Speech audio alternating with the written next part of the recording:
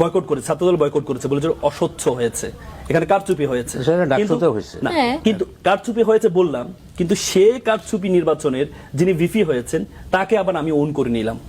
তাহলে আমি একদিক থেকে এখনো এক্সিস্টিং, আপনি এখনো পর্যন্ত ভিপি, আপনি যখন নির্বাচিত হয়েছেন কি নিয়ে নির্বাচিত হয়েছেন?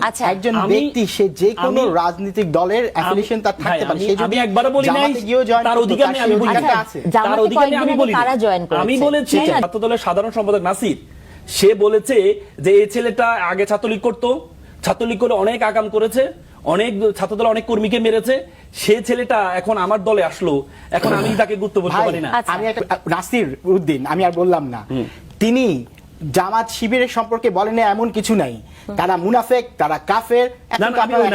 আপনি বুঝেন না, আপনি তো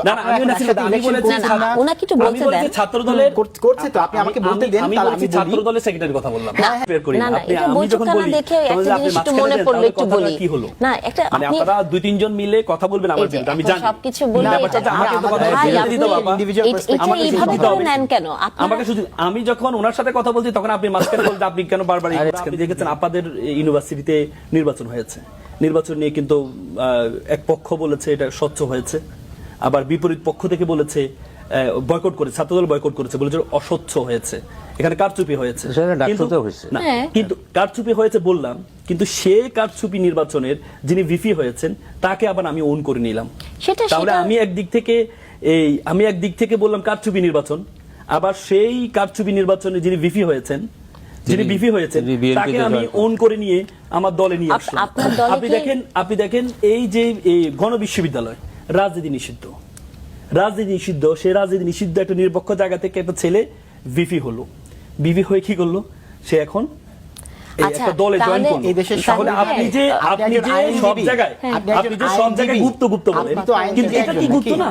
না, আমি তাহলে একটা কথা বলবো, তো সবাইকে রাজনীতি করার অধিকার, সবার অধিকার আছে, কিন্তু আপনি তো এখন এখনো এক্সিস্টিং, আপনি এখনো পর্যন্ত ভিপি, আপনি যখন নির্বাচিত হয়েছেন কি নিয়ে নির্বাচিত হয়েছেন?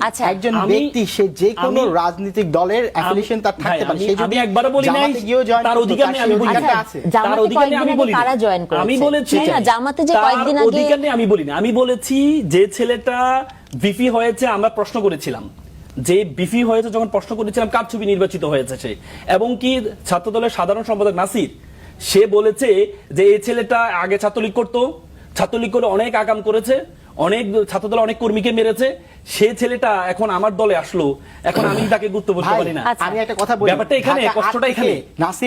নাসির উদ্দিন, আমি আর বললাম না, তিনি জামাত শিবিরের সম্পর্কে বলেন এমন কিছু নাই, তারা মুনাফেক, তারা কাফের। আপনি বুঝেন না, আপনি তো ছাত্রদলের করছে, তো আপনি আমাকে বলতে দেন, আমি ছাত্রদলের সেক্রেটারির কথা বললাম। সেটা তো আমি বুঝেছি, তাহলে আপনি বলেন যে সেই একই কথাই তো আমি বলছি, যেই নাসির কিনা কিছুদিন আগেই, বেশি না আগের কথা না, আপনাদের জোট হওয়ার 2-4 দিন আগেই যে নাসির বলেছে যে এই জামাতে ইসলাম হচ্ছে ইসলামের ধর্ম ব্যবহার করে, এরা এমন কোন মুনাফিকই নাই যারা করে না, সে এখন জামাতে ইসলামের সাথে ইলেকশন করতেছে। নাসির শুধু একা না, তো NCP as a whole, NCP পুরো এনসিপি জামাতের বিরুদ্ধে নিজে বিশাল বড় ফেসবুক স্ট্যাটাস দিয়েছে, সেখানে বলেন এমন কিছু নাই, তো আপনারা ইলেকশন করছেন কই? আমরা তো কিছু বলছি না, আপনারা করুন ইলেকশন। আমি বলছি নৈতিক জায়গাটা তো আমাকে থাকতে হবে, যে জায়গায় আমি বলছি নির্বাচনটা অস্বচ্ছ, যে জায়গায় আমি বলছি নির্বাচনটা অস্বচ্ছ, সে জায়গায় তাকে আমি বিপি হিসেবে অন করে নিচ্ছি।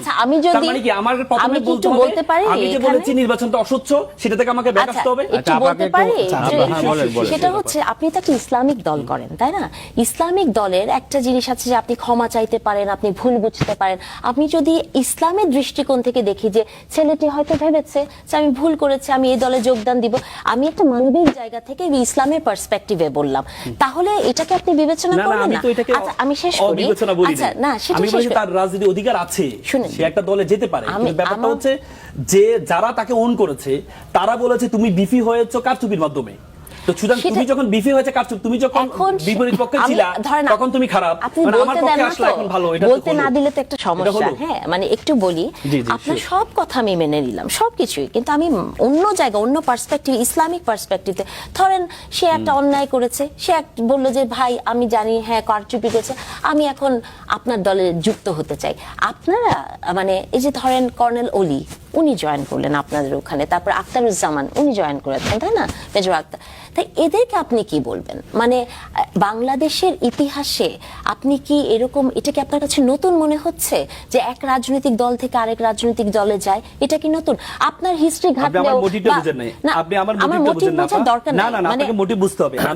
আপনি তো আমি ওইটা বলতে বুদ্ধিজীবীর চাই কথা বলছেন, তো হ্যাঁ, আমরা সেই বুদ্ধিজীবীর জায়গা থেকে আমি উত্তরটা বলেছি দিলাম। আমাকে প্রথমে বলতে হবে যে নির্বাচনটা কারচুপি হয়েছে কি হয় নাই।